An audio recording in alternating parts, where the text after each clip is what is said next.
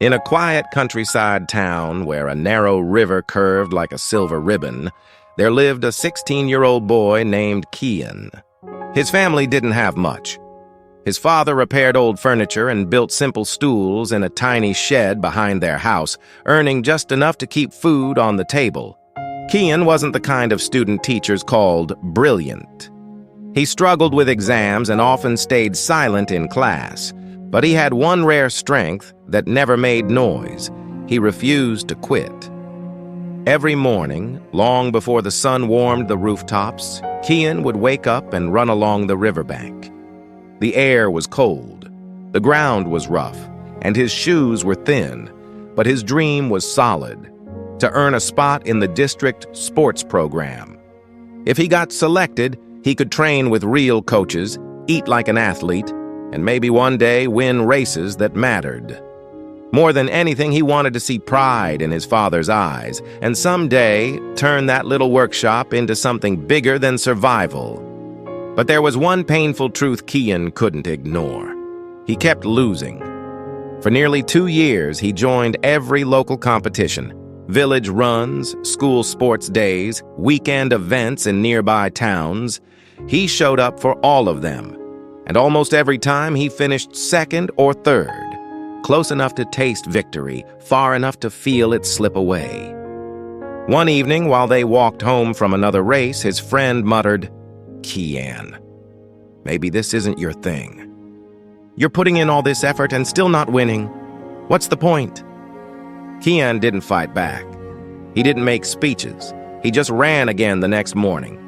Then came the day that broke him. A heavy rainstorm hit before sunrise, turning the trail into slippery clay. Kian ran anyway, head down, pushing forward.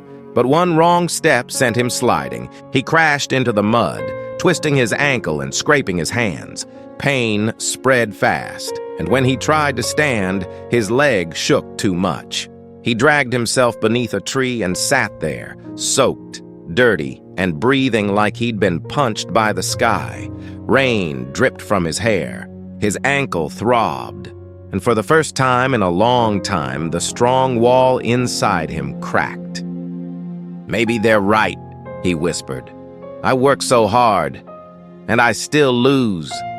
Maybe I'm just not meant for this." Tears mixed with rain and slid down his face. He hated himself for crying, but he couldn't stop. Just then, a man walking by with a small herd of goats slowed down. He was an old shepherd with deep lines on his face and calm eyes, the kind of person who seemed to understand the world without arguing with it. He looked at Kian and asked gently, "Why are you sitting here like the world ended, son?" Kian wiped his face and said, "I run every day. I train harder than anyone I know, but I always lose. I'm starting to think I'm wasting my time." The old shepherd nodded slowly, as if he'd heard the same pain 1,000 times. Then he pointed his stick toward a patch of land where tall grass and young saplings grew.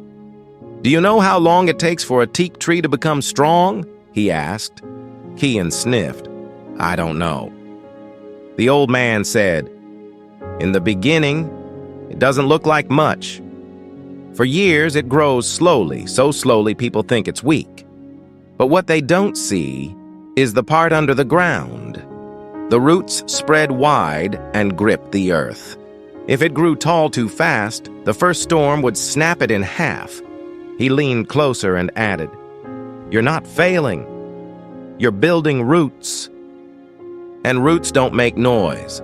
Those words hit Kian harder than the fall. Something inside him warmed up, not anger, not pride, but a quiet, stubborn courage. He realized he'd been running to chase approval, to silence doubts, to prove other people wrong. But from that day on, he ran for a different reason: to prove to himself that he could become the person he imagined. Rain or sun, cold mornings or burning afternoons, Kian trained. He didn't just run mindlessly anymore. He studied. He learned how to land his feet properly, how to control his breathing, how to keep his shoulders relaxed when his legs screamed. He practiced sprints, endurance runs, and pacing. He ate better when he could, rested smarter, and stopped comparing his beginning to someone else's middle. Slowly, quietly, his body changed. Not overnight, not in one dramatic moment, but week by week his stride became smoother. His lungs grew stronger, his mind got tougher. Then the day arrived. The district inter-school championship, the race that decided who would be selected for the district sports program. The field was packed with runners from city schools who had better tracks, better shoes, better training. Some looked at Kian's worn kit and simple sandals and smirked like they'd already won. Kian didn't smirk back. He just stood at the starting line and stared straight ahead. The whistle blew. The runners launched forward like arrows. Kian didn't explode at the start. He didn't chase the fastest runner like a desperate gambler. He ran exactly how he trained, steady, controlled, focused. When one boy passed him early, Kian didn't panic. When his legs started to burn, he didn't curse the pain. He stayed inside his rhythm like it was a promise. Halfway through, the crowd was loud, but Kian heard only his breath. In the final stretch, 200 meters from the finish, something shifted. Not magic, not luck. It was the moment his roots finally showed above the ground. Kian leaned forward, drove his knees higher, and surged. One runner, then another, then another. The distance between him and the leaders shrank like a rope being pulled tight. The track blurred. The air tore through his lungs. His body screamed to stop, but his mind answered, "Not today." And then he crossed the finish line first. For a second, Kian didn't even believe it. He turned, confused, as the crowd erupted. His teachers shouted his name, his classmates stared in shock, and his father, standing near the edge of the field, didn't move at all. He just covered his mouth with both hands, eyes shining, as if he was afraid that if he blinked, the moment would vanish. Kian was selected for the district sports program. But the real victory wasn't the certificate or the cheering. It was the way Kian finally believed, deep in his bones, that his effort had never been pointless. Years later, after competitions and training and long roads that stretched beyond the village, Kian returned home. The river was still there. The air still smelled the same in the mornings. He walked along the old trail and found the shepherd sitting beneath a large tree, resting like time couldn't hurry him.